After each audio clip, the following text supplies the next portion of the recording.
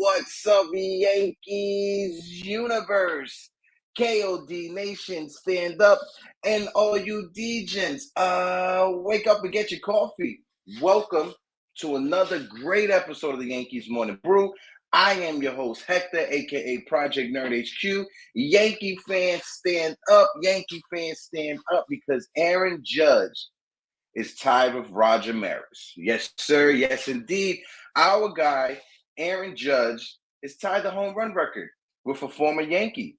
You know, before I continue, before we take a deep dive, talk about the stats and talk about everything, I just want to make a quick note. Yesterday, after the show, went on about our business for the rest of the day.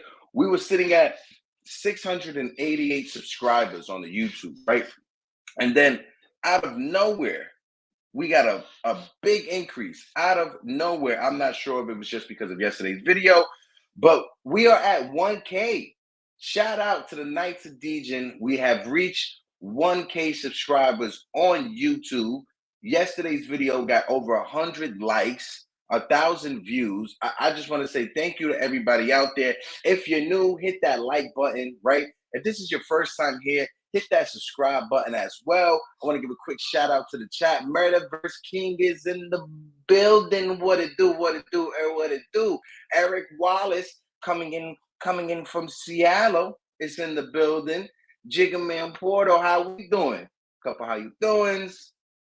What it be?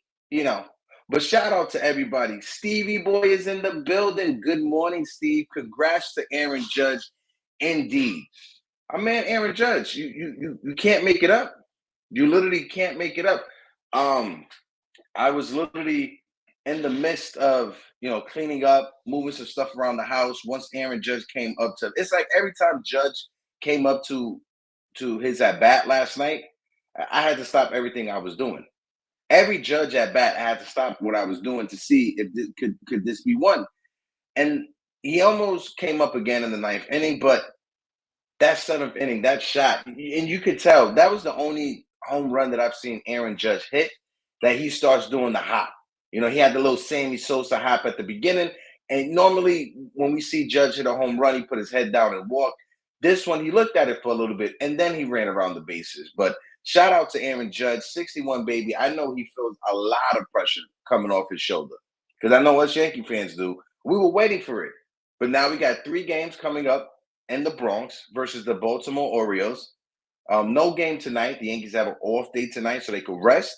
But on top of that, the young guys were in the bullpen last night. Well, not the bullpen. The young guys were in the game last night, right? We had Peraza in the game. We had Cabrera in the game. Marwin Gonzalez was in the game. It's like the Yankees had that B squad lineup out there. But even with their B squad lineup, they were able to pull out a win. Very impressive. Very impressive. And then the bullpen, what can we say about the bullpen? The bullpen is looking like it's starting to shape itself into form. Garrett Cole tied Ron Guidry's Yankee record for the season when it comes to strikeouts. One thing I want to talk about, and they brought it up on the broadcast yesterday, right? Last night, I should say. Everybody, I hope you got your coffee. I'm feeling very Wonder Woman-ish this morning. They brought it up that when Ron Guidry struck out with the 243 or whatever, I don't remember right now, but when he struck out 243, whatever it was for the record, he pitched over 250 innings. I think they said 260 or something like that. When Garrett Cole tied Ron Guidry, Garrett Cole, I don't even think he's had more than 200 innings this season. So I know the strikeout is more acceptable now. They brought it up on the broadcast. Michael Kay was talking about it with David Cohn, that the strikeout is more acceptable now than it was back then. But at the same time, 243 strikeouts in less than 200 innings is very impressive. I'm not going to lie, that is very impressive from Garrett Cole. I know it wasn't the start that we wanted from Garrett Cole. He did give up 3 runs, did give up a home run.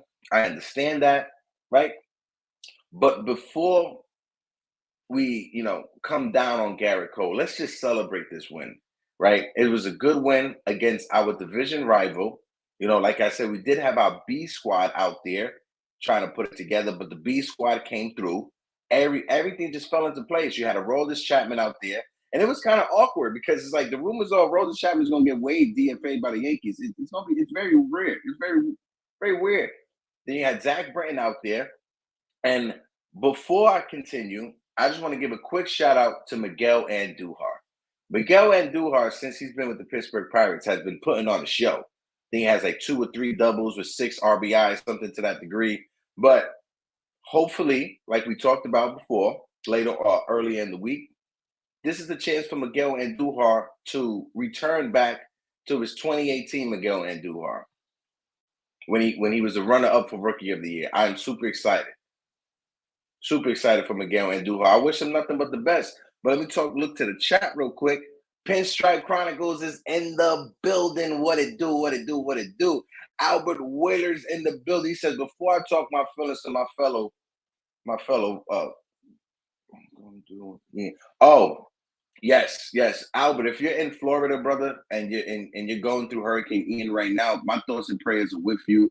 Everybody who's going through, Hurricane Ian right now, thoughts and prayers are going to you.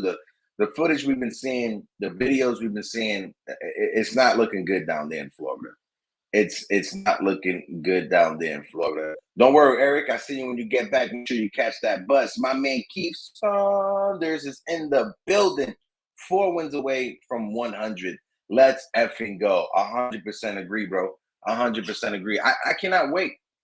I cannot wait for the postseason. One, we're gonna have a dope, pre-postseason show. I'm having different Yankee content creators. Jason from 161 River Ave is going to be in the building. Pinstripe Chronicles is going to be in the building as well. We got a few other people who were wrangling around to come through as well. But also, a quick update for Monday, we will be having on Eric Hubbs from Barstool. Yes, I said that correctly. Eric Hubbs from Barstool will be in the building on Monday. I cannot wait for that. Shout out to my man Zook for setting that up. But yesterday, once we it just automatically spiked our subscribers from 680 to 900 and some change. I called Jigga Man right then and there, and him, myself, and Zook was in a conference call watching it live once it hit 1K, and it felt really good.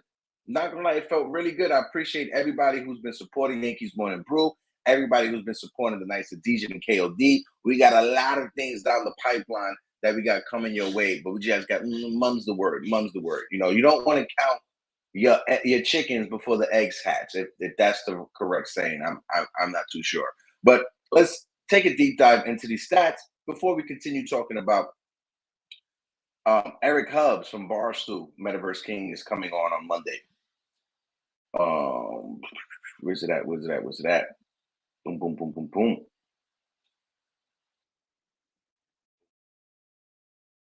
The Blue Jays from last night, because they had Springer and the DH leading it off. He was 0 for 3. Bo Bichette, the shortstop, was 2 for 4. Vladimir Guerrero Jr., the big mouth first baseman, was 0 for 3. He was very quiet last night. Teoscar Hernandez in right field was 0 for 4. Matt Chapman at third baseman was 0 for 4. Ronald Tapia, the left fielder, was 0 for 4.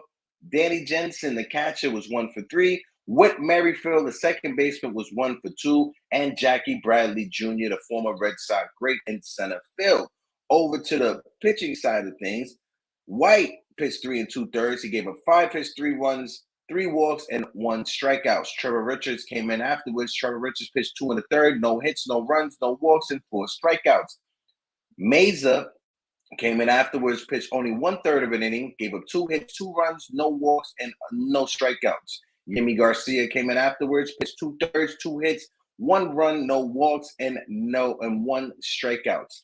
Simberg, kind of close to Timber, but he came in. He pitched the inning in the third, 2 hits, 2 runs, no walks, 1 strikeout. And Kikuchi closed it out, the former star who was relegated to the bullpen because of his struggles this season. He only pitched 2/3 of an innings, no hits, no runs, no walks, 1 strikeout. The losing pitcher of record was Meza. He is 8-1 on the season. Last night, it seemed like the Blue Jays, they didn't have the energy, right? Yes, they tied it up against Garrett Cole, but after that, they just seemed like they just tapped out, right? I'm not sure if it's because they were facing the Yankees. I'm not sure if it was just a competition. they was partying hardy the night before that happened. We don't know. We just got to see, you know, what happens in the postseason, because the postseason is shaping up to be a good one, especially when it comes to this wild card race. Because I think the Orioles lost last night, so there was no ground given up when it comes to the wild card. No ground gained, no ground given up when it comes to the wild card standings. But let me just look at the wild card standings right now before we continue. And as well, if you can't see, I am wearing my New York Knicks shirt, right? Because the basketball season is around the corner. And I am a diehard Knicks fan. I cannot wait for the basketball season to start. But when it comes to these standings, hold on, for the wild card, 4.5 games. Baltimore's behind Seattle. Toronto's 87-69. Tampa is 85-70. And Seattle is 84-70 as well. The Baltimore Orioles are on the outside looking in. They are 80-75. So the next 3 games for the Baltimore Orioles, they're not going to hand it over. They're going to try to win every game. If you're the Yankees, what do you do here in this situation?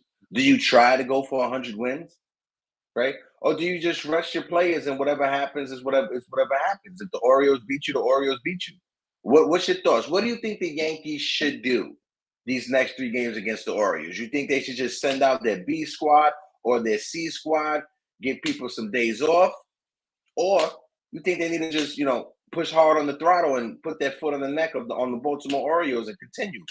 Let me know down below. Do you guys want the Yankees to play spoiler for the Toronto Blue Jays, right? Or the Tampa Bay Rays and just hand over these next 3 games to the Orioles? Or you want the Yankees to say, F that, I'm going to put my foot on your neck and I'm going to try to win it? Let me know down below. What's your thoughts? Also, too, shout out to NY Source, my man, Pete Simonetti, friend of the channel, friend of ours. They did have to cancel their October 11th meetup, the big event that they were having. Hopefully everything gets situated. We will be watching along with Pete on October 11th, but I'm pretty upset. It has nothing to do with Pete. I'm just upset because I was looking forward to seeing all you guys. I know Pinstripe Chronicles was going to be there.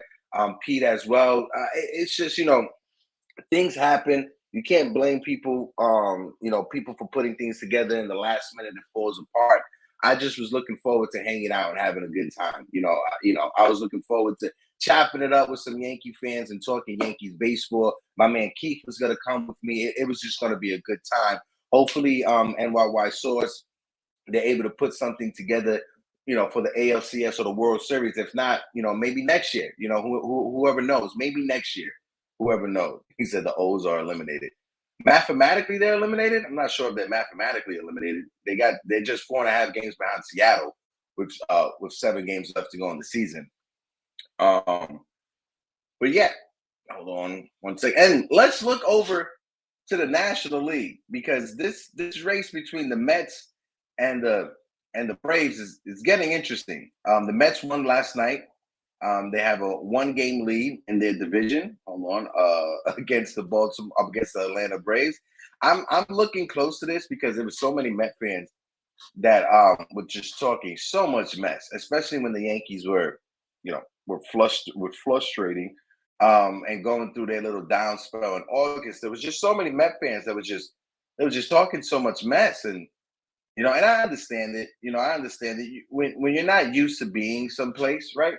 When you're not used to being in first place this late in the season, you're gonna be full of yourself. It's like when you're younger, right? And you get your first pair of Jordans and you go to school, you're feeling yourself. You don't know how to act. You're feeling yourself. Your head is too big for your body. You're feeling cocky. That's what the Met fans are going through right now. And they get to do that. They get to enjoy that. Why? One, they have a better record than us, right? Their division, when it comes to the Braves, they have a better rivalry. I should say better rivalry. The Braves are a better team than anybody in the AL East. They do have a better record than the Yankees, right? Right. So the Mets, they have every right now to feel the way that they're feeling. Every Met fan out there, right? But at the same time, if you lose this division, right, and you go into the playoffs as a wild card team, Just know this. Just know this. I am going to laugh. I am going to laugh. Call me Petty Betty, but I am going to laugh, and I'm just going to be running around screaming victory. Right? You're going to think I'm Mel Gibson from that movie, just running around screaming victory. I have a lot of Met fans in my family. That's why I like to be super petty. I've said it a bunch of times. My mom is a diehard Met fan. She doesn't let me live that down. Um, Even though the Yankees have been winning, Aaron Judge has been celebrating. She's caused me every time the Mets win just to rub it in my face. And then she hangs up the phone on me because that's what mothers do, right? But let's look forward. Let's talk about the Yankees real quick. I'm gonna bring this up real quick. Where's it at? Where's it at? Where's it at? Where's it at? Shout out to Roger Maris Jr. Roger Maris Jr. He's been there for every game. He's been there for every game, every inning. We see him on TV. I'm not sure how many sick days my man got or how many vacation days my man got, but he's cashing them all in. He's legit cashing in all of his vacation days just to follow this home run chase with Aaron Judge. And I'm happy he's there. When it comes to the home run record, right? Now, people may feel the way they feel. You got some people who feel Barry Bonds is the home run champ. Some people who say that it's illegitimate, right? The same way some people were saying that Roger Maris's home run record was illegitimate because he didn't do it in the same amount of games that Babe Ruth did it in, right? That was the argument for years. Roger Maris died, and 6 years later is when they finally said that his home run record was the home run record. Died not knowing that his home run record was a legit home run record. I don't want that to happen in the future. I don't want that to happen in 30, 40 years, knock on wood, something happens with Barry Bonds, and then after he passes away, he gets acknowledged that his home run record is the legit home run record. You can say what you want about steroids, PEDs, and everything like that, right? When you look at the scientific research behind it, right? When you look at the empirical data behind this, right? There's not one scientific study, there's not one research, there's not one scientific article that relates or verifies the fact that steroids increases your hand-to-eye coordination. There's no scientific study, there's no scientific article, there's no research, nothing, right? That pinpoints to that. I understand it. Logically, it makes sense because you're getting stronger, right? They're saying your vision is improving with it. Copy. If it comes out that there's actually studies that back it up, I'll shut up and I'll eat my words like crow. I'll definitely eat some crow for that. But until then, I got to take it for what it is. You have people in the 60s that was, drinking coffee with cocaine grinds. Yeah, you had Mike Smith, who was known as one of the greatest third basemen of all times. He was known for popping greenies and amphetamine so he could stay awake. Remove his Hall of Fame plaque from Cooperstown.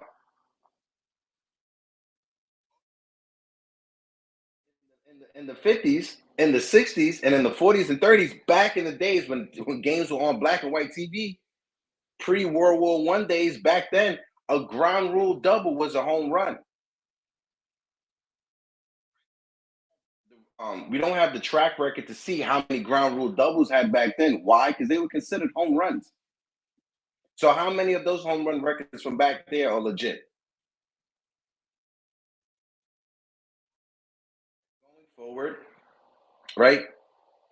Let's get this situated. Let's get this figured out because, oh, you losing me? You losing me? How about now? Am I good now?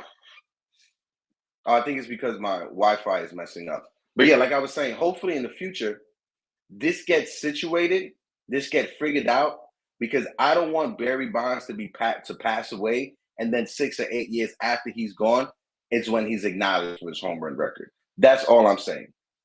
That's all I'm saying. I'm not trying to be on a soapbox right now or anything like that. All I'm saying is that let this thing get situated, and if he passes away, let it be what it is. Do not wait for him to pass away to then acknowledge him as having the home run record. That's all I'm saying. But let's look at the Yankee stats from last night. You got Aaron Judge, the DH. Oh, wait, hold on.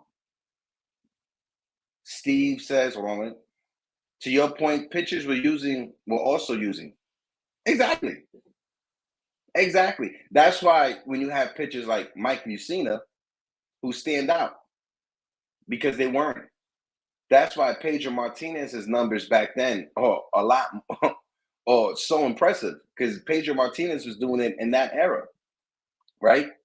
And also too back then, especially in the not baseball in the 90s, it's not what it is now. In the 90s, you didn't have every team having at least one reliever coming out of the bullpen throwing 100 miles per hour. Like when Steve was on the show and we were talking about like old school baseball to now, Steve said it. He said the starting pitcher will go out there and pitch the entire game until his arm blows out, basically, right? You didn't have guys coming out of the bullpen 98, 99, 100 miles per hour. Why Aroldis Chapman was such a novelty act and why he was so good when he first came up, he was the only person throwing 100 miles per hour like that. Next to Aroldis Chapman, Joel Zumaya from the Detroit Tigers. You guys remember him until he started playing Rock Band and messed up his wrist and ruined his career by playing just a video game. That's crazy.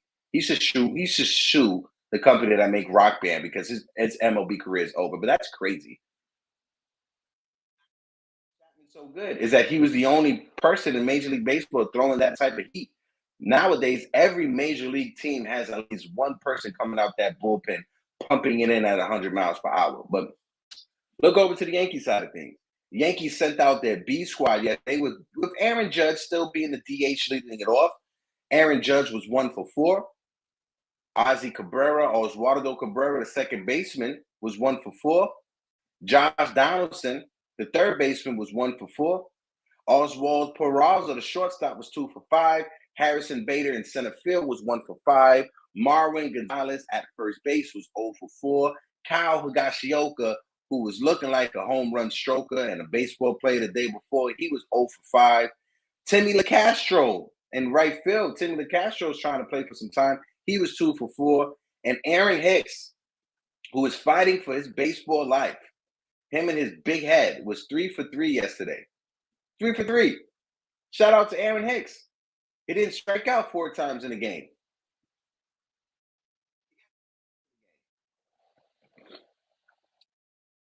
Aaron Hicks got three hits in a game.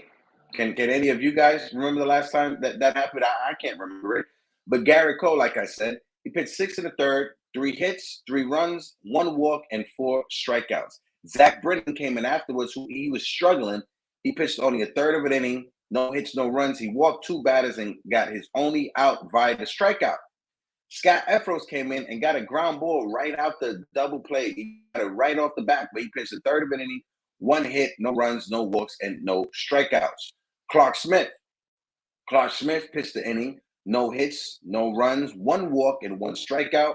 Clark Smith bounced back because his last few outings, he's been giving up runs almost every outing he came into the game. Aroldis Chapman, like I said, he pitched the inning, no hits, no runs, no walks, and 2 strikeouts. The winning pitcher of record was Garrett Cole at 13-7. Guys, let me know if my audio is still messing up. And let me know if you hear me. Give me a thumbs up in the chat. Pinstripe Chronicle said, "What I remember is Hicks robbed Ozzy of a hit because he can't read a foul." Oh God. You saw that, right? Because Oswaldo Cabrera should have had 2 hits last night and an RBI. I would have been so upset if I was him. If I was him, I would have been so upset at Aaron Hicks. How do you get thrown out at second base? How do you get thrown out at second base? Thank you, Jigga Man, for telling me I'm good. Appreciate that. Appreciate that. But seriously, how do you get thrown out at second base? Bro, you still find any which way to do some dumb stuff. Like that's the thing. Like Hicks, like it's like whatever he can to do some dumb stuff. He just goes out there and does dumb shit. I'm sorry for cursing, but he just does dumb stuff. It's so annoying. It's legit so annoying. But yeah, like I said, the Yankees, they have off today. No show tomorrow, but we will be having a pre-recorded show coming out tomorrow. right? I will be interviewing my man Uncle Fulio from the Nothing But Knicks MBK family tonight. Because he's a diehard Mets fan. Uncle Fulio is my guy from when I was before the love of the game. He used to come on. We used to talk basketball and Knicks. You know, I want to give him a platform to talk baseball because when it comes to basketball, Uncle Fulio is spot on with his takes, right? Uncle Fulio, he has a segment called The Controversy. He's known for being a debate lord, right? One thing I'm going to tell him is that this is just a conversation between friends. I'm not trying to debate anybody, but he is a diehard Met fan. I'm a diehard Yankee fan. I am looking for awesome conversation. So we will be pre-recording that episode later on today. It will be coming out tomorrow. So be on the lookout for tomorrow morning. It won't be a live episode. It will be a pre-recorded episode that's on the channel. But keep a lookout on it. And please make sure you watch it. You know, hit that like button, hit that subscribe button, and comment in the video as well down below. But going forward, let's see. The rumors are running crazy. The rumor mill is going crazy because now all of a sudden, everybody's talking about next season. Next season. Let's just finish this postseason. And whatever happens next season is what happens next season, right? Don Mattingly, Derek Jeter, all these different rumors. Listen, put on your blinders, right? Like you was a horse. Put on your blinders, and let's just focus on what's the goal right now. The goal right now over these last few games, I think 7 or 6 games left in the season, the only goal that the Yankees should have is 1, getting healthy. 2, getting Giancarlo Stanton on track. And 3, resting guys that need rest. Go into the playoffs knowing that your bullpen is rested, right? Clay Holmes is the closer going forward. I think we could all agree on that. Lou Trevino, setup man going forward. I think we could all agree on that. Ron Marinaccio, right under Lou Trevino. I think we could agree on that going forward as well. Jonathan Lasagna, who's been fantastic since August, he's pitching to an ERA under 1.50. Jonathan Lasagna has figured it out. We could trust him. So I think the Yankees have legit 5 bullpen arms that we could rely on to get it out when we need to get it out. Wally Peralta should be coming back off the IL. I'm not sure what's going to happen because we all know the rumors when it comes to Aroldis Chapman. Who's going to be left off the postseason roster? Who's going to be left off the roster to make room for Wally Peralta? Is it going to be Zach Britton, who's been struggling since he came back? Is it going to be Aroldis Chapman? You got to know. My man keeps on saying, I love debates. If KOD needs a debate team, I'm your guy. Laughing my ass off. Stephen A. Smith voice. Oh, I got you, bro. I got you. I got you. Yeah, Stephen A., I'm calling this right now. I'm calling this right now. Within the next 3 years, Stephen A. Smith is not going to be on ESPN. I'm calling this right now. Stephen A. Smith is not going to be on ESPN within the next 3 years. If I'm wrong, like I said, I'll eat the crow like I'm wrong. In 3 years, if I had to put money on it, Stephen A. Smith is going to be on either CNN, MSNBC, or late night on Netflix or Hulu with a late night show. I'm calling it right now. If I'm wrong, like I said, I will eat crow. But if I'm right, just tell me I'm right. That's all I want to know, baby. But yeah, Stephen A. Smith, he's a character. He's not a real Knicks fan. I say this all the time. Stephen A. Smith is not a real Knicks fan. He just cosplays as a Knicks fan. He's not a real Knicks fan. He's not a real Yankee fan either. He cosplayed as a Yankee fan either. Yeah. 3 years. That's why I said 3 years. When you guys remember when he had that little hiatus from ESPN, I think it was about I think it was back 2014, 2015, around that time. He was with MSNBC strictly for about a good 2 months, 3 months. That's the path he wanted. But ESPN came to him, offered him a contract back then, and he took it. So that's why I say he just got re-upped with his contract, right? I guarantee you in 3 years he'll be gone. But if I'm wrong, like I said, I'll eat the crow. But if I'm right, Keith, you owe me a shot, and I want top shelf when I take this shot. I don't want the low bottom stuff. No, I want top shelf when I take this shot, Keith. But But let's take our trip around the league, right? Because last night there was a lot of baseball going on last night. Like I said, the Pittsburgh Pirates, they won 4-3. Let's see how our man Miguel Andujar did last night. Well, yesterday. It was in daytime. Miguel Andujar was 2 for 4 with an RBI. He had 2 doubles yesterday. Jesus Christ. Jesus Christ. Miguel Andujar. So Pittsburgh won 4-3. The Guardians beat the Tampa Bay Rays 2-1. Tigers, they beat Kansas City Royals 2-1. The Nationals beat the Braves 3-2. Jesus Christ. The Red Sox beat the Orioles 3-1. The Mets beat the Marlins 5-4. The Twins beat the White Sox 8-4. And we just got to talk about this real quick. The White Sox have been a total disappointment. A total disappointment this entire season. Tony La Russa, my man, you got to retire, bro. You got to retire. You're just ruining your resume. You're just ruining your reputation as one of the great baseball managers. Honestly, you just need to retire, bro. You don't have it no more. This day and age, this baseball day and age, it's not the same when you was around Tony La Russa. It's not the same baseball. Analytics are different. The hitters are different. The style is different. This offseason, the White Sox, they have to let Tony La Russa go. The Cubs beat the Phillies 4-2. The Brewers beat the Cardinals 5-1, even though the Cardinals wrapped up the division. It's a little bit too late for that. The Diamondbacks, they beat the Houston Astros 5-2. That was a bit surprising. The Angels beat the Athletics 4-1. The Dodgers beat the Padres 1-0. The Mariners beat the Rangers 3-1. And the San Francisco Giants, who people love to say that's where Aaron Judge is going, beat the Colorado Rockies 6-3. Said the White Sox would be shopping for a manager this offseason for sure. Yeah. And it's a nice pool to pick from too. You got a lot of good bench coaches that are around. Manny Actor. If you guys haven't seen, go to the N&R album. My man Nathan interviewed Manny Actor. That was amazing interview. Our third base coach, Rojas. He could be interviewed as a manager. Let's see, off the top of my head. There's just a nice pool to pick from. You got the bench coach with the Tampa Bay Rays. His name is escaping me right now, but he will be a good fit as well. Same thing with they're talking about the bench coach from the Houston Astros. He'll be a great fit for a team somewhere. So there's going to be a lot of different managers out there to pick from, a pool, I should say, of managers to pick from, first-time managers as well to pick from.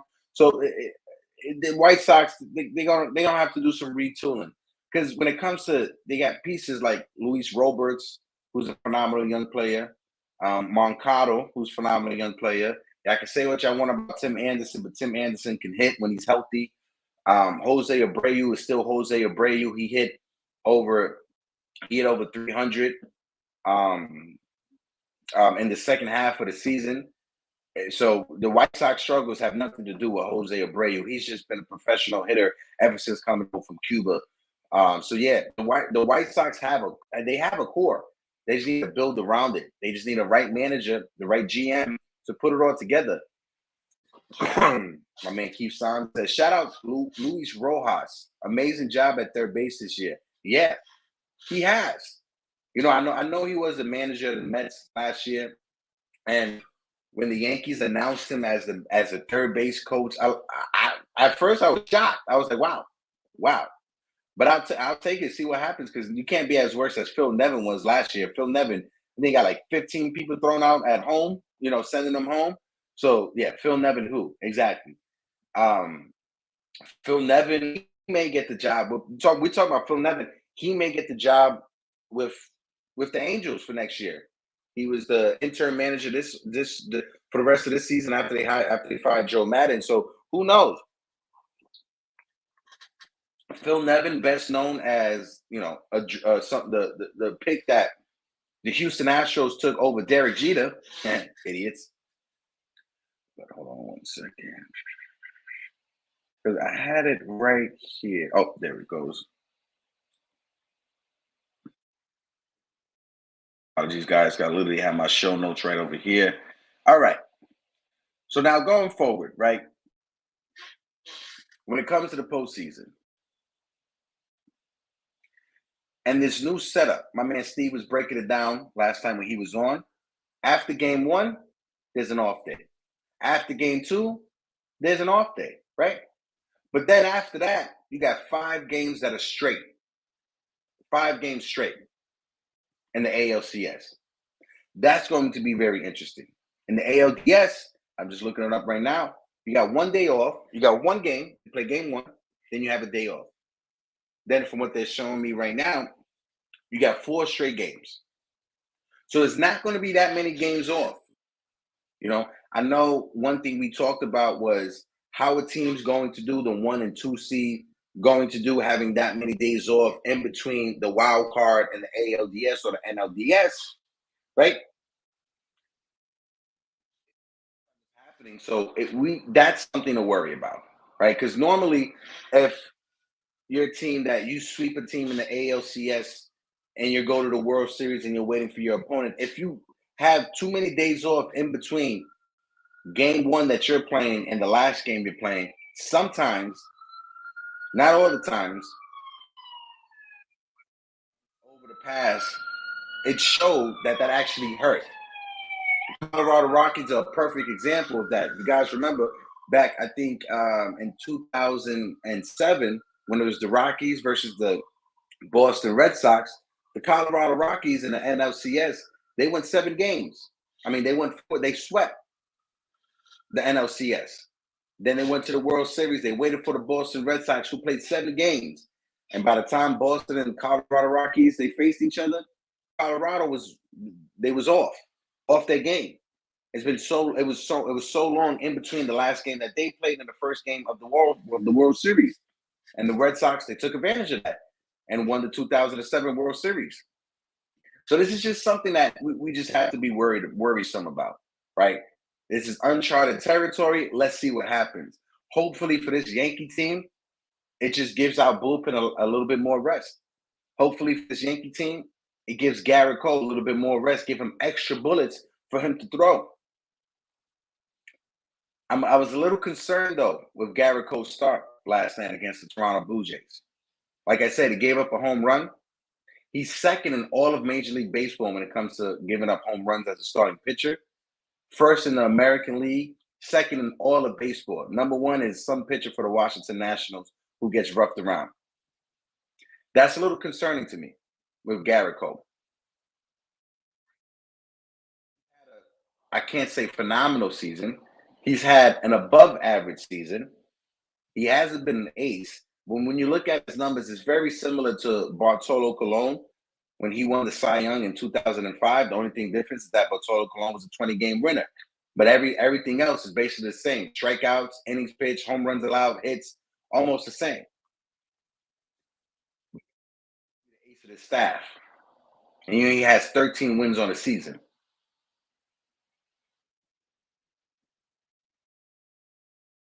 He's leading the American Leagues in home runs given up by a starting pitcher. It's a little bit concerning. Going forward, he could figure it out. The postseason, Garrett Cole does have phenomenal numbers in the postseason, minus the start last year against the Red Sox. His starts in the postseason have been good. His first start with us against Cleveland was phenomenal. Against the Red Sox last year, he wet the bed. Legit wet the bed. Pinstripe Chronicles said, like I said in our show earlier, Cole is perplexing. Yes, he is. Yes, he is. Yes, he is. But guys, we got about like 20 minutes left to go. I'm going to put the link in the chat. So if anybody want to jump on the panel, just so I have an open panel right now. I was waiting for Mikey Mazza, but I didn't see him in the chat this morning. Hopefully all is good. But I put the link into the chat. So Pinstripe Chronicles, if you're free, come jump up on the panel. Keith, if you're free as well, come jump up on the panel. Whoever wants to jump on the panel, you're more than welcome to. But like I always say, let's keep it clean. Let's be respectful as well. If somebody is making a point, let's let them finish before we just cut them off. Because that's something, I have an issue with. My ADHD mind sometimes gets the best of me. But yeah, let's have whoever want to come onto the panel, come onto the panel for the open panel. Let's have a great conversation. We got about like 20 minutes left to go. And before we go, I'm going to just play this little thing and we'll be right back.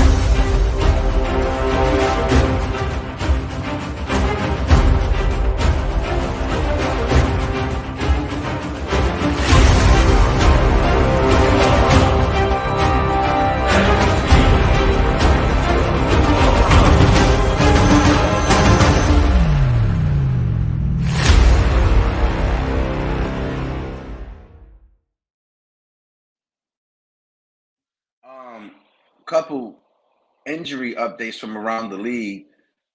Charlie Blackmon from the Colorado Rockies is having surgery and will be done for the rest of the 2022 season. That's a bit upsetting. We hate to see injuries. We never want to see injuries happen, regardless if it's our team or the next team. We hate to see injuries happen. But I got my guy Tats backstage. What it do, brother? Salute. What is going on? It's a pleasure to be here with you finally. Wow, yeah, finally. First of all, how was your vacation? Everything good? Everything was great. It was a great time with the wife, but it's good to be back into the routine, ready for the end of the regular season. Postseason, it's going to be lit. Awesome. Your man Danny, my fault. Donald, Your man D when he came, Donald when he came on, right? It was awesome. Great conversation. It was a great conversation with him. That's why I want to make sure I get you, Taz, and Donald on right before the postseason so we can have that roundtable of different Yankee content creators as well. I'm gonna reach out to Pete. Hopefully Pete could join us as well. Like I was saying earlier, I'm a little bit upset because I was looking forward to hanging out with you, Pete, Donald, on October 11th, but things happen. Not everything could be perfect. It is what it is. But it was a shame it didn't work out. But if I know Pete as well as I do, when he does get everything together, it's going to be epic. Pete's a good guy. Wish him all the best. Wish him all the best. But Tats, last night, where were you when Judge hit that 61st? Because like I was saying, I was in the house cleaning up or whatever. But where were you when that happened? I was actually at work because I work at night. So, okay, God. Yeah, I was walking around the halls in the school, and I was running around like a little schoolboy, and I was so happy that he did it. Watching his mom and Roger Jr. just that was such a genuine moment in baseball. It wasn't about the players; it was about the people behind the scenes. The parents, the kids that go through the grind of everything that players do. It was just special. Man. Like I've told a bunch of people over this past time that we've been covering the Yankees this season, Aaron Judge is having a historical season. Whatever happens, everybody just enjoy this. Even whatever happens in the postseason, World Series, regardless of what happens going forward, just enjoy this regular season that Aaron Judge has put together. Because in my eyes, I'm not that old or whatever, but I wasn't around to see Don Mattingly. Right. So I wasn't able to enjoy Don Mattingly's greatness. So seeing Aaron Judge doing what he's doing, just take this in and just celebrate it, and just hold it in and just know this may never happen again. No, and that's what it is. It's regardless of all the players in the past, what Judge has done this year between the home run chase, the Triple Crown race, gambling on himself, turning down the initial contract in the offseason. We'll never see this again. This is just remarkable what this man has been able to do and put the team on his back because the team is not where they are without him. He's handled every ounce of pressure flawlessly. Yeah, he has. And every answer he's given, especially because, the media, especially in New York City, it's ridiculous. They can ask you the same question in 20 different ways. But the way that Aaron Judge has handled it, it's team first. Even last night when he hit the 61st home run and they asked him, how do you feel? He's, it put us up 5-3 at the time. Yeah. That right there goes to show you he's built for this and he wants to stay here. Well, that's why I with Judge, he is the marquee player for that term Jeter-esque. Yeah. Because it's about the team. It's not about him. The individual accolades, you take it for what it is. He wants to win the game. Mm-hmm. If the Yankees lost last night when he hit the 61st, he's pissed that they didn't win. It didn't matter that he broke, he tied a record, which made 60 so much more special being down the way they were when Stanton hits the home run, the grand slam to walk it off. Yeah. It just added to the hype of this was a team effort, and that's all Judge cares about is the team. Mm-hmm. You seen it when he hit 50 because we lost that game, and all he was worried about is that we lost. Yeah. No, this kid is something special, and it's the Yankees can't, never mind the marketing, the position part of it being, the right fielder and your power hitter. Marketing wise, the Yankees can't afford to lose this guy. No, 100% correct. And not even just from a marketing point of view. Your fans are going to turn on you if you lose this. It's different between Robinson Cano and Aaron Judge, right? Two different human beings, two different type of players. You see the heart that Aaron Judge has, and we always saw how lazy Robinson Cano was. So the average Yankee fan, they weren't ready to go to war for Robinson Cano, but for Aaron Judge, they're going to go to war for Aaron Judge. That's what it is, and I think it was Keith McPherson that said on his show on the Fan, you know, they have to give him stupid money, and take the risk.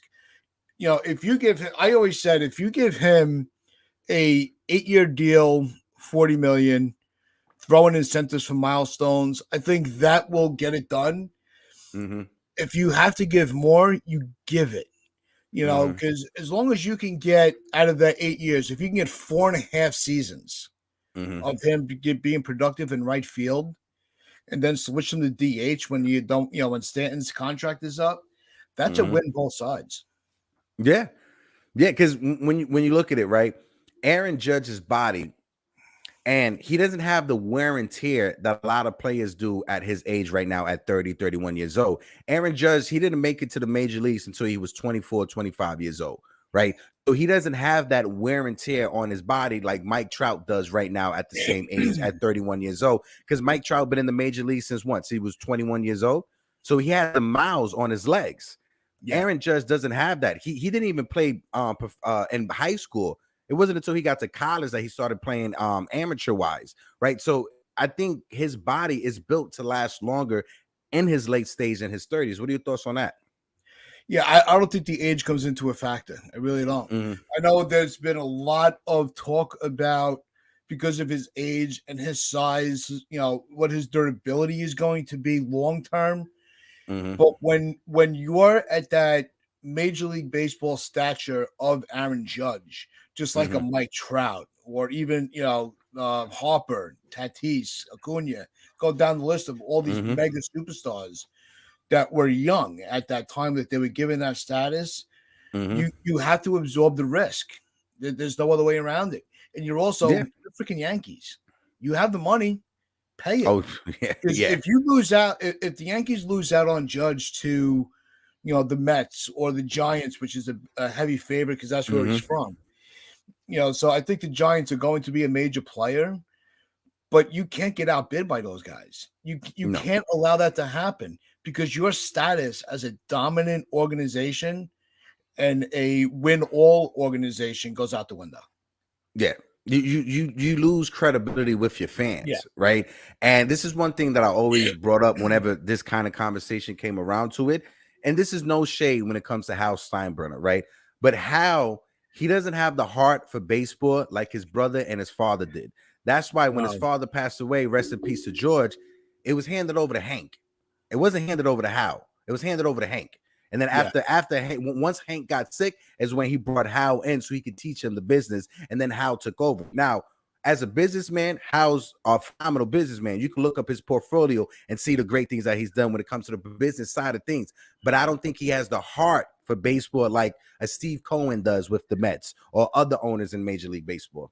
Yeah, well, it's like George said, there's two things. There's, the important things in life is winning and breathing, and winning comes first. And that really, unfortunately, ended, after George, and more so after Hank passed. And Hal, phenomenal business mind. But I think with Hal, he's gotten to that point where his boots are sunk so much into the, he's so set in his ways that he can't project where they'll be if they change their philosophy, where it's just a business mind, staying under a budget. You don't need to worry about a budget. You're not the Tampa Bay Rays. You're not the Pittsburgh Pirates. You're not the Miami Marlins. You like I said, a few minutes ago, you're the freaking New York Yankees. You have the collateral to absorb overpaying a guy that is the face of a, not even just the face of a franchise, the face of baseball. Yeah. Yeah, when you look at the Yankees, they're literally number 2 behind the Dallas Cowboys, right? When it comes to most valuable sports franchises in all the world. If it wasn't for Jerry Jones and his like behind the scenes swindling ways, having his oil money going from his oil company to the Dallas Cowboys, the Yankees would probably be number 1, right? But because of that, even with that, like you said, Tats, they have the money. Pay this man. Like there should be no excuse that money is the reason why Aaron Judge walks away. Like you said, when it comes to incentives, let's offer him, let's say 8 years, 320. That's 40 million per for 8 years, right? Every season he wins an MVP, add him an extra $2 million, $4 million. Every time he's the All-Star MVP, give him another $2 million to $4 million. World Series appearance, $2 million. World Series MVP, $4 million. So every time he hits those accolades, he gets rewarded for that. And I think the Yankees, with the profit that comes from it, they will be happy. They wouldn't mind forking over 8 to 10 million per season if it comes with a World Series MVP and everything from Judge.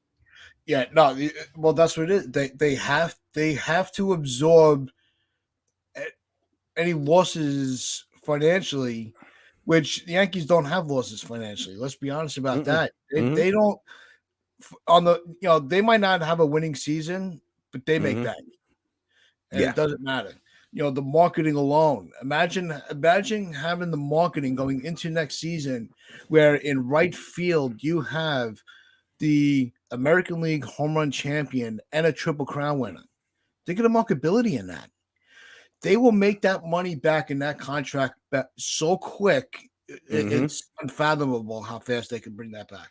Yeah, and Judge is the perfect player to invest that type of money in because he is the quote unquote definition of a Boy Scout. Like everything from how he acts in public, how he interacts with the fans, how he interacts with the media, his wife and everything, et cetera, et cetera, et cetera. He is the perfect definition of a Boy Scout. He doesn't get in trouble in New York City. He's not Matt Harvey hanging out in the meatpacking district drinking at 12 in the afternoon or everything like that. So this is the perfect player to invest that type of money into. No, and what the family needs to. A lot of people go, well, his family's from out west. His wife wants to go out west. Let me tell you, when the money's there and where they, it doesn't matter where he goes. He's never gonna have to work. His family will never have to work a day in their lives. Yeah, that goes beyond saying. But I always compare it. I always try to compare myself to these players. On a realistic family level. I've been working on night shifts for 17 years. Bless you. I see my wife on the weekends. That's it. Monday through Friday, we text each other. We see each other face to face twice a week because that's where the money is. That's where I can build my brand and my success. You bite the bullet. You deal with it. You understand it. So if his wife wants to go out west, all right, I'll see you in the off season. My life's in New York. Yeah. And let me take my hat off. Tip credits to you because I worked overnight when I was an EMT. I worked EMS in the South Bronx for years. Overnight to me, it was a different breed because everybody's just so nicer when it comes to overnights, right? Just it's not that much traffic. People aren't upset with each other. New York City overnight is where it comes to work, but credit to you and your wife for that strong relationship you guys have because that's not easy to do. I've had a conversation with my partner, with my girl, that she's an actor, right? And she get gigs and offers in California and LA and Atlanta. And she's like, how would you mind? I'm like, listen, you got to go where the money's at. If you have to go to outside of the States, go make your money, I can still be at home. It's no worries and stuff like that. But credit to you, Tats, and to you and your wife and that strong relationship you have because it's not easy for that. No, it's not. And that's why, when you're a professional athlete, the families have to understand that this is the sacrifice. So, you got to suck it up. That's really all it comes down to. Just suck it up and enjoy the paycheck, enjoy the bank account. Yeah, and like you said, that money will make up for it. If you want, I'll buy you your own private jet so you can fly back and forth from the Bay Area to New York City every other day. Yeah, believe me, my wife don't have no private jet, but you got a nice little 2022 ride though somewhere, right? Got a nice little ride to get back and forth. It's the Yankees. I don't think if the Yankees lose Judge, and this is Mhm. something that we talked about on our podcast, if the Yankees lose Judge, their credibility in the offseason can be severely damaged Mhm. because people looking for that one paycheck, and you're like, well, why am I going to talk to Cashman if he's just going to try to undercut me? Mhm. I'll just take my time and talk elsewhere, and Yep. get a better payday. So Yep. that's the bind that the Yankees are in. So Judge, he looks like the smartest man in the world right now by turning down Mhm. that contract and betting on himself. Yeah. I wish he would go into a casino. I really would. Oh He'd yeah. come down. Definitely. But when it comes to the Judge situation with his contract, right? Let this be a learning lesson for the Yankees, because in the future, when Anthony Volpe comes up or Jason Dominguez, not sure if you guys saw, but Jason Dominguez yesterday for the Somerset Patriots Tearing hit it. 2 home runs. Tore it He's up. tearing it up. He hit from both sides of the plate. But let this be a learning lesson, because if Anthony Volpe comes up and Jason Dominguez comes up and they have an explosive like rookie season the way Judge did, Yep. pay them right then and there so you can avoid this contract situation when it comes up. Because if Judge's rookie season happened the way it happened and the Yankees offered him 10 years, 150 million for those 10 years, we wouldn't be having this conversation right now. No, and I think I'm glad you brought that up, because that's one of the things that I said that's where Cashman screwed this all up by not locking him up because of the whole injury prone thing, because of baseball injuries. It was all it was all accidental. Yeah. Hit by a pitch, diving for a ball. Who thought, who would have thought he would have, cracked the rib diving for a ball? Yeah.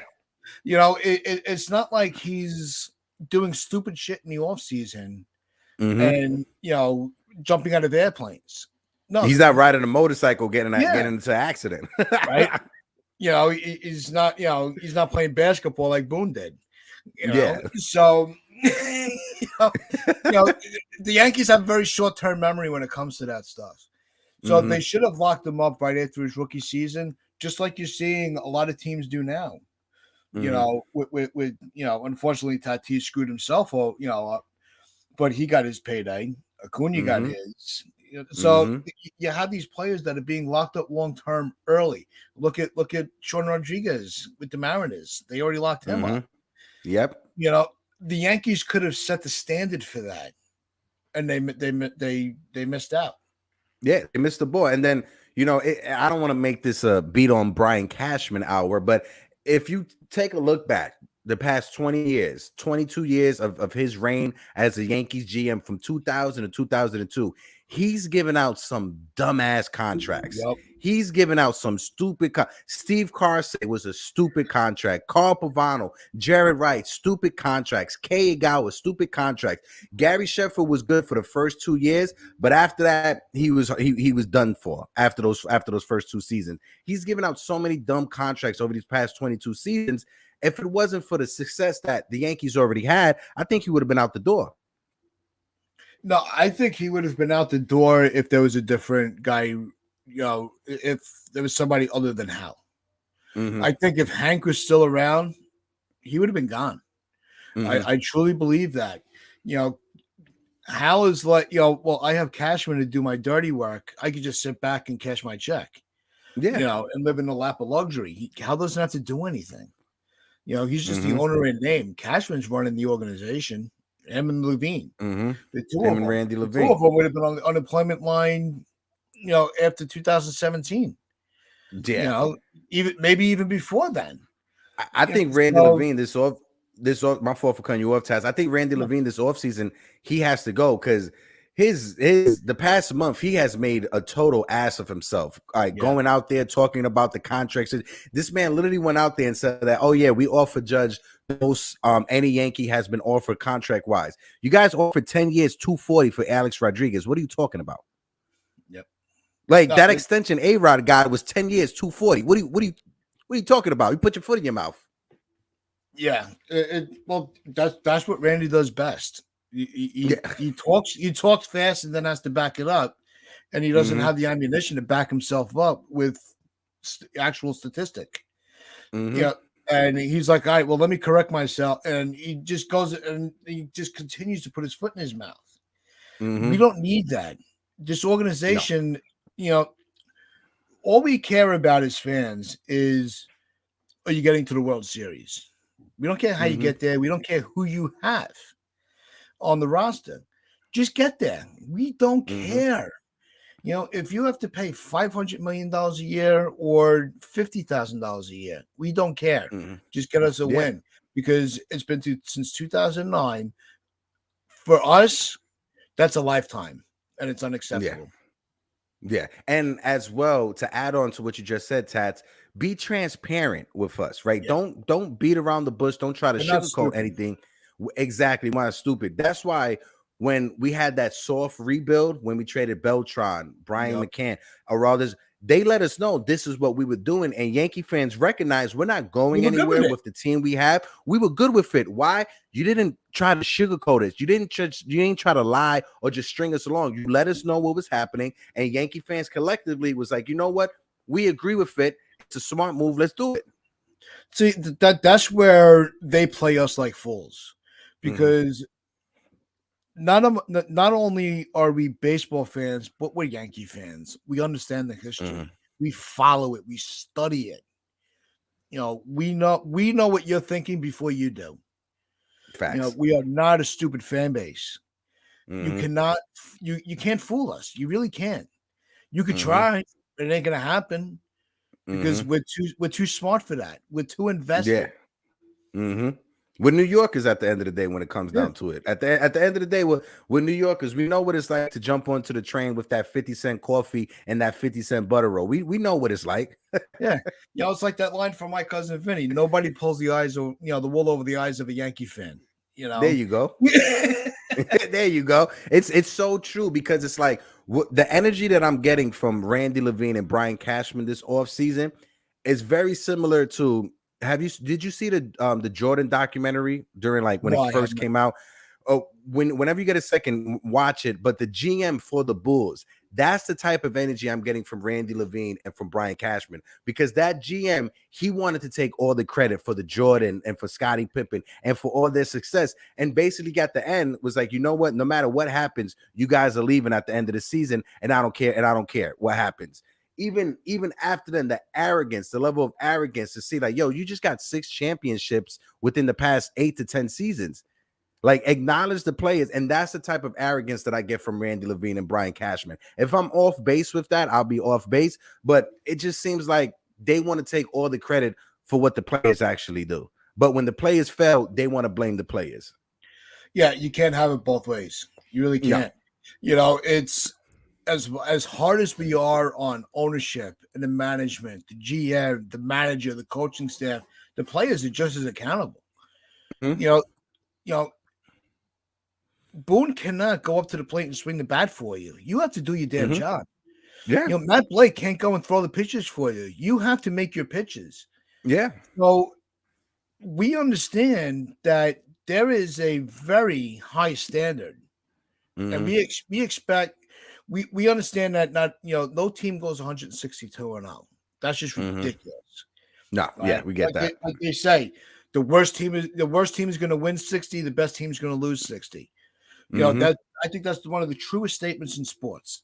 100%. So what they need to do is hold themselves accountable. That's all it is. It's accountability. Don't pass the buck to the next guy in the office, because he's just going to pass it to the next guy and to the next guy. And we're going, are you kidding? Yeah. You just tell us the freaking truth. That's how the Knicks have been operating for the past 25 years. I'm a diehard Knicks fan, and that's how the Knicks have been operating. It's all love, though. It's all love. Donald's a Knicks fan too, so it's all love. Me and him, we share the same. We share the same pain. No, believe me, I hear Donald a lot. He goes crazy when it comes to the Yankees, right? And that's why when George was around, everybody knew that with George, the buck stopped here, right? This is where the buck stopped. This is where it stopped. I don't get that sense of urgency. I don't get that sense of encouragement from a Hal Steinbrenner. It seems like Hal's like, well, I passed it off to Randy. Randy was supposed to figure it out. Randy was like, well, Brian Cashman was supposed to. Well, the analytics. It seems like they're always passing the ball to the next person to take the 4 and be the 4 guy instead of acknowledging where you messed up at. Yeah. Well, anybody that runs an organization, like you were talking about earlier with the NY Source, with Pete Simonetti with his event, even though he wasn't the cause of the issue, he sat there on a YouTube video and took complete blame for it as the owner of a company. Yeah. You know, how needs to watch that video from Pete Simonetti and go, oh, so that's how it's done. That's how you save face. That's how you correct it. That's how you keep your fan base. I always hold this one, event that happened in my life very close to me. When I was younger, I was like 20 years old. I used to work at a place called Lombardi's down in Little Italy. It's like America's first pizzeria. Yeah, I know it is. Yeah. The GM of that spot, Gilbert, I always looked to him as a mentor, right? Because he always taught me. He was training me as a manager from when I was younger. I moved on, got different jobs in a managerial capacity. But Gilbert always told me from when I was 20 years old, like, no matter what happens, if the owner of the business tells you, hey, Tats, I need you to do X, Y, and the third. I need you to get these menus done or whatever. If it comes down to it and you haven't gotten it done, cool.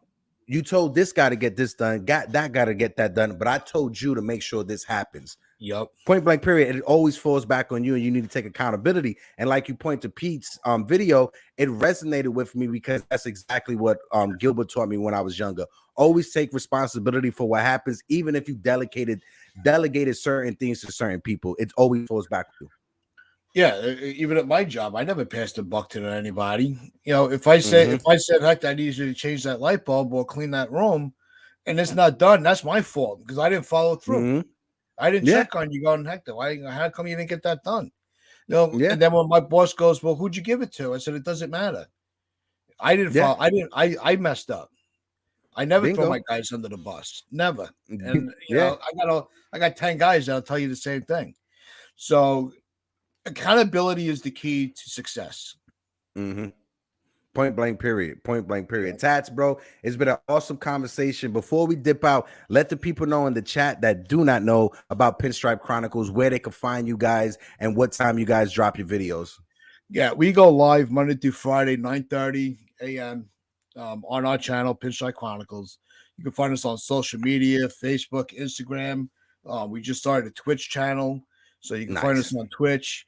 So we're out there everywhere, and it's a lot of fun because I'm one of those. I am one of the biggest baseball fans with zero memory. So yeah. It's one of those. Choked on my coffee just now. I always joke around that I'm the John Sterling of podcast hosts because you know I have an abundance of knowledge but no memory to back it up. What it is, you know, growing up in New York City, we all have a bit of ADHD, right? You know, I know I deal with it. We all suffer just from a little bit of ADHD from that New York City tap water. That's literally what it is, Tats. But I appreciate you for coming on, my guy. Like I always tell every guest, brother, it's an open door policy. Anytime you want to come on, you're more than welcome to come on, fam. And shout out to Jigga Man. I will find out for my son where I got this flag. I did see that in the chat. Yeah. I was just about to say that he wants to get that flag for you. But brother, right, appreciate you, my man. Everybody in the chat, Fortrain, Eric, all those guys. Jigga, stay well, stay safe. Yeah, definitely. Later, Tats. Oh, I got Uncle Foxy in the building. Foxy, appreciate you, Fox, for all the love and support you've shown me over this past year and a half that we've known each other. This is the Fox Man. If you aren't following Sports Vibe TV with Foxy and Keith, what are you doing?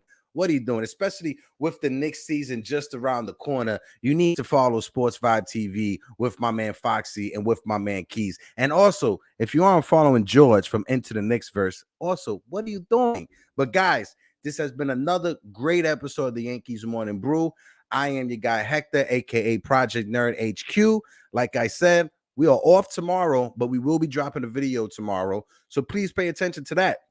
But to all my lovely Yankee fans that are out there, peace, love, and to everybody who's dealing with Hurricane Ian or whatever her name is in Florida, blessings and thoughts goes to you. You know, hopefully everything works out.